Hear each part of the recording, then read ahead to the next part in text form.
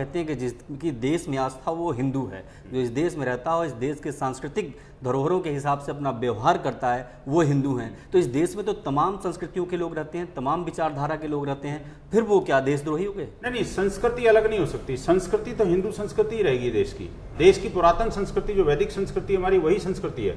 इसमें कोई परिवर्तन नहीं आ सकता। जो इसकी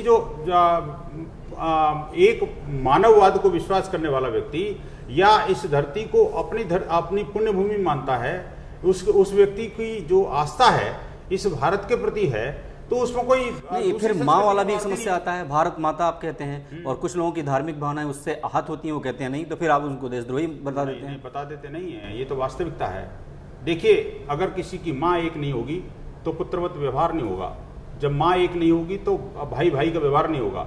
मैं देव जी को अपना भाई कहता हूँ, इसलिए नहीं कहता हूँ को हम दोनों एक माँ के संतान हैं। मैं भाई इसलिए कहता हूँ हम दोनों की माँ एक है, वो भारत माता है।